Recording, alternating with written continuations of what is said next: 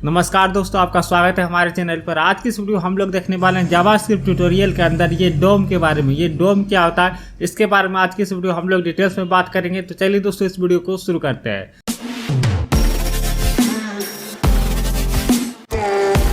तो दोस्तों ये जो डोम है इसका फुल फॉर्म होता है दोस्तों डॉक्यूमेंट ऑब्जेक्ट मॉड्यूल। ये डॉक्यूमेंट ऑब्जेक्ट मॉड्यूल क्या होता है इसके बारे में हम लोग जान लेते हैं। जैसे कि जब भी आप लोग जानते हैं दोस्तों, जब भी हम लोग वेबसाइट वगैरह बनाते हैं या दोस्तों आप लोग गेम बनाने के लिए सोच रहे हैं जावास्क्रिप्ट में, तो वहाँ पे दोस्तों हम लोग जो डॉक्यूमेंट मतलब यूजर को जो चीज़ दिखता है, जैसे हम लोग HTML भी लिखते हैं, हेडिंग टैग लिखते हैं, इमेज टैग लिखते हैं, पैराग्राफ टैग लिखते हैं, टाइटल टैग लिखते हैं, जो भी हम लोग यूजर को दिखाना चाहते हैं उस पर अगर हम लोगों को काम करना पड़ जाए तो उसके लिए दोस्तों हम लोग ये डॉक्यूमेंट ऑब्जेक्ट मॉड्यूल का यूज करते हैं।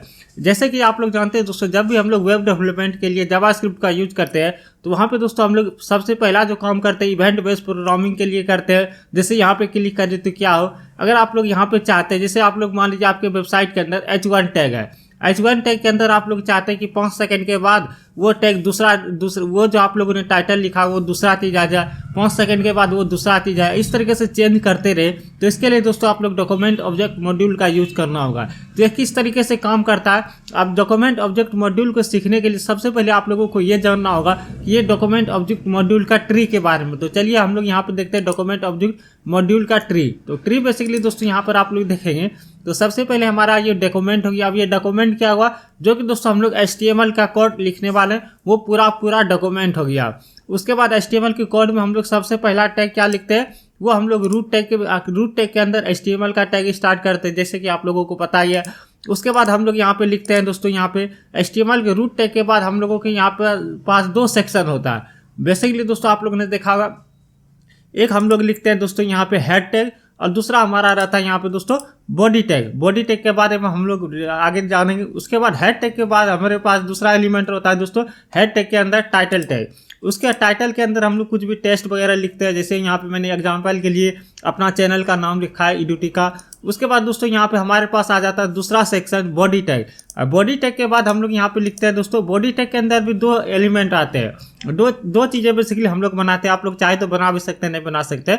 एग्जाम्पल के लिए मैंने यहाँ पे लिखा, पहला तो दोस्तों हमारा एक नेविगेशन बार आ गया जो कि आप लोगों को टॉप में दिखता है। उसके बाद दोस्तों हेडिंग टैग हो गया। उसके बाद और भी बहुत सारी चीज़ें हो सकते हैं जो कि दोस्तों हम लोग यहाँ पे। अब नेविगेशन बार के अंदर दोस्तों हम लोग यहाँ पे लिखते हैं एंकर टैग, उसके अंदर लगाते हैं। अब दोस्तों एंकर टैग के बाद उसके अंदर हम लोग लिंक वगैरह देते हैं। उसके बाद उसका टाइटल वगैरह देते हैं, जैसे कॉन्टैक्ट टेक्स्ट का पेज हो गया, अबाउट टेक्स्ट का पेज हो गया, ये सब हम लोग बनाते हैं। ये सब मैं आप लोगों को क्यों बता रहा हूँ इसके बारे में अभी आप लोगों को पता चलेगा। उसके बाद दोस्तों यहाँ पे उसके क्लास के कुछ जो भी हम लोग एंकर टैग वगैरह बनाते हैं उसका एट्रीब्यूट होता है, क्लास एट्रीब्यूट के रूप में हम लोग क्लास लिखते हैं, उसका ID लिखते हैं, जो भी हम लोग लिखना चाहते हैं वो सब हम लिखते हैं। ये सब तो आप लोगों को पता ही है।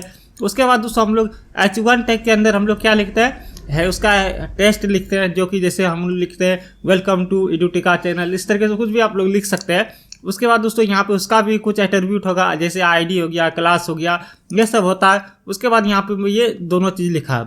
अब यहाँ पे देखिए दोस्तों, ये जो डॉक्यूमेंट ऑब्जेक्ट मॉड्यूल का काम है, अब मैं आप लोगों को मैं बताता हूँ।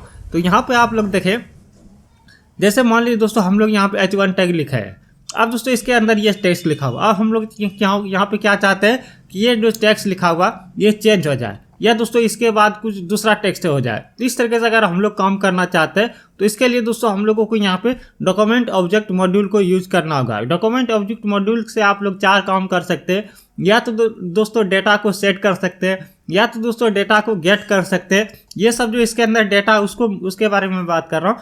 या तो दोस्तों आप लोग उसको रिमूव कर सकते हैं, या तो उसको आप लोग अपडेट कर सकते हैं। ये 4 काम बेसिकली किया जाता है डॉक्यूमेंट ऑब्जेक्ट मॉड्यूल में, तो ये सब कर सकते हैं। तो ये था थोड़ा ओवरव्यू दोस्तों डॉक्यूमेंट ऑब्जेक्ट मॉड्यूल के बारे में।